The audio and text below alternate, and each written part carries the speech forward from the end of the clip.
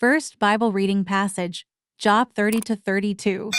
But now they that are younger than I have me in derision, whose fathers I would have disdained to have set with the dogs of my flock. Yea, whereat might the strength of their hands profit me, in whom old age was perished.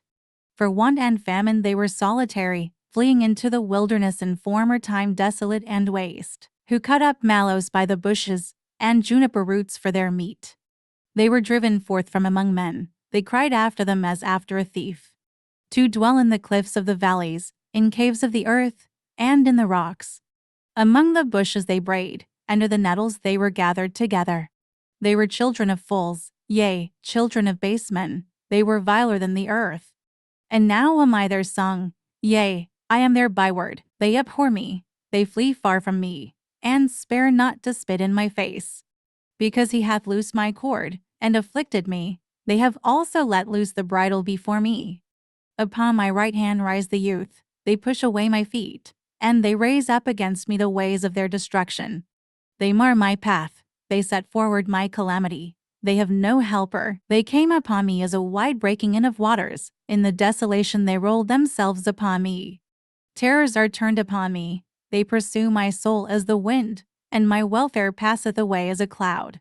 And now my soul is poured out upon me, the days of affliction have taken hold upon me. My bones are pierced in me in the night season, and my sinews take no rest. By the great force of my disease is my garment changed. It bindeth me about as the collar of my coat. He hath cast me into the mire, and I am become like dust and ashes. I cry unto thee, and thou dost not hear me. I stand up, and thou regardest me not. Thou art become cruel to me. With thy strong hand thou opposest thyself against me. Thou liftest me up to the wind, thou causest me to ride upon it, and dissolvest my substance. For I know that thou wilt bring me to death, and to the house appointed for all living. Howbeit he will not stretch out his hand to the grave, though they cry in his destruction. Did not I weep for him that was in trouble? Was not my soul grieved for the poor? When I looked for good, then evil came unto me, and when I waited for light, there came darkness. My bowels boiled, and rested not. The days of affliction prevented me. I went mourning without the sun. I stood up, and I cried in the congregation. I am a brother to dragons, and a companion to owls. My skin is black upon me, and my bones are burned with heat. My harp also is turned to mourning, and my organ into the voice of them that weep. I made a covenant with mine eyes, why then should I think upon a maid? For what portion of God is there from above? And what inheritance of the Almighty from on high is not destruction to the wicked, and a strange punishment to the workers of iniquity? Doth not he see my ways, and count all my steps? If I have walked with vanity, or if my foot hath hasted to deceit, let me be weighed in an even balance, that God may know mine integrity. If my step hath turned out of the way, and mine heart walked after mine eyes, and if any blot hath cleaved to mine hands, then let me sow, and let another eat. Yea, let my offspring be rooted out. If mine heart have been deceived by a woman, or if I have laid wait at my neighbor's door, then let my wife grind unto another, and let others bow down upon her. For this is an heinous crime, yea, it is an iniquity to be punished by the judges. For it is a fire that consumeth to destruction, and would root out all mine increase. If I did despise the cause of my manservant or of my maidservant, when they contended with me, what then shall I do when God riseth up, and when he visiteth? What shall I answer him? Did not he that made me in the womb make him? And did not one fashion us in the womb? If I have withheld the poor from their desire, or have caused the eyes of the widow to fail, or have eaten my morsel myself alone, and the fatherless hath not eaten thereof. For from my youth he was brought up with me, as with a father, and I have guided her from my mother's womb. If I have seen any perish for want of clothing, or any poor without covering, if his loins have not blessed me, and if he were not warm with the fleece of my sheep, if I have lifted up my hand against the fatherless, when I saw my help in the gate, then let mine arm fall from my shoulder blade, and mine arm be broken from the bone. For destruction from God was a terror to me, and by reason of his highness I could not endure. If I have made gold my hope, or have said to the fine gold, thou art my confidence. If I rejoiced because my wealth was great, and because mine hand had got much, if I beheld the sun when it shined, or the moon walking in brightness, and my heart hath been secretly enticed, or my mouth hath kissed my hand, this also were an iniquity to be punished by the judge, for I should have denied the God that is above, if I rejoiced at the destruction of him that hated me, or lifted up myself when evil found him. Neither have I suffered my mouth to sin by wishing a curse to his soul. If the men of my tabernacle said not, "Oh, that we had of his flesh," we cannot be satisfied. The stranger did not lodge in the street, but I opened my doors to the traveler. If I covered my transgressions as Adam, by hiding mine iniquity in my bosom, did I fear a great multitude? Or did the contempt of families terrify me, that I kept silence, and went not out of the door? Oh, that one would hear me! Behold, my desire is, that the Almighty would answer me, and that mine adversary had written a book. Surely I would take it upon my shoulder, and bind it as a crown to me. I would declare unto him the number of my steps. As a prince would I go near unto him, if my land cry against me, or that the furrows likewise thereof complain. If I have eaten the fruits thereof without money, or have caused the owners thereof to lose their life. Let thistles grow instead of wheat, and cockle instead of barley. The words of Job are ended. So these 3 men ceased to answer Job, because he was righteous in his own eyes. Then was kindled the wrath of Elihu the son of Barishal the Buzite, of the kindred of Ram, against Job. Was his wrath kindled, because he justified himself rather than God?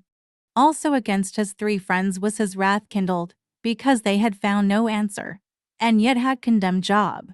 Now Elihu had waited till Job had spoken, because they were elder than he. When Elihu saw that there was no answer in the mouth of these 3 men, then his wrath was kindled. And Elihu the son of Barishal the Buzite answered and said, I am young, and ye are very old. Wherefore I was afraid, and durst not show you mine opinion. I said, days should speak, and multitude of years should teach wisdom. But there is a spirit in man, and the inspiration of the Almighty giveth them understanding. Great men are not always wise, neither do the aged understand judgment. Therefore I said, hearken to me, I also will show mine opinion. Behold, I waited for your words, I gave ear to your reasons, whilst ye searched out what to say. Yea, I attended unto you, and, behold, there was none of you that convinced Job, or that answered his words. Lest ye should say, we have found out wisdom, God thrusteth him down, not man. Now he hath not directed his words against me, neither will I answer him with your speeches. They were amazed. They answered no more, they left off speaking. When I had waited, for they spake not, but stood still, and answered no more. I said, I will answer also my part. I also will show mine opinion. For I am full of matter, the spirit within me constraineth me. Behold, my belly is as wine which hath no vent, it is ready to burst like new bottles. I will speak, that I may be refreshed. I will open my lips and answer. Let me not, I pray you, accept any man's person, neither let me give flattering titles unto man, for I know not to give flattering titles. In so doing my Maker would soon take me away. Next Bible reading passage. Matthew 20 to verses 15 to 46. Then went the Pharisees, and took counsel how they might entangle him in his talk. And they sent out unto him their disciples with the Herodians, saying, Master, we know that thou art true, and teachest the way of God in truth. Neither carest thou for any man, for thou regardest not the person of men. Tell us therefore, what thinkest thou? Is it lawful to give tribute unto Caesar, or not? But Jesus perceived their wickedness, and said, Why tempt ye me, ye hypocrites? Show me the tribute money. And they brought unto him a penny. And he saith unto them, Whose is this image and superscription? They say unto him, Caesar's. Then saith he unto them, Render therefore unto Caesar the things which are Caesar's, and unto God the things that are God's. When they had heard these words, they marveled, and left him, and went their way. The same day came to him the Sadducees, which say that there is no resurrection, and asked him, saying, Master, Moses said, if a man die, having no children, his brother shall marry his wife, and raise up seed unto his brother. Now there were with us 7 brethren, and the first, when he had married a wife, deceased, and, having no issue, left his wife unto his brother, likewise the second also, and the third, and to the 7th, and last of all the woman died also. Therefore in the resurrection whose wife shall she be of the 7? For they all had her. Jesus answered and said unto them, Ye do, not knowing the Scriptures, nor the power of God. For in the resurrection they neither marry, nor are given in marriage, but are as the angels of God in heaven. But as touching the resurrection of the dead, have ye not read that which was spoken unto you by God, saying, I am the God of Abraham, and the God of Isaac, and the God of Jacob? God is not the God of the dead, but of the living. And when the multitude heard this, they were astonished at his doctrine. But when the Pharisees had heard that he had put the Sadducees to silence, they were gathered together. Then one of them, which was a lawyer, asked him a question, tempting him, and saying, Master, which is the great commandment in the law? Jesus said unto him, Thou shalt love the Lord thy God with all thy heart, and with all thy soul, and with all thy mind. This is the first and great commandment. And the second is like unto it, Thou shalt love thy neighbor as thyself. On these 2 commandments hang all the law and the prophets. While the Pharisees were gathered together, Jesus asked them, saying, What think ye of Christ? Whose son is he? They say unto him, The son of David. He saith unto them, How then doth David in spirit call him Lord, saying, The Lord said unto my Lord, Sit thou in my right hand, till I make thine enemies thy footstool? If David then call him Lord, how is he his son? And no man was able to answer him a word, neither durst any man from that day forth ask him any more questions. Next Bible reading passage, Psalms 18 verses 16 to 24. He sent from above. He took me. He drew me out of many waters. He delivered me from my strong enemy, and from them which hated me, for they were too strong for me. They prevented me in the day of my calamity, but the Lord was my stay. He brought me forth also into a large place. He delivered me, because he delighted in me. The Lord rewarded me according to my righteousness.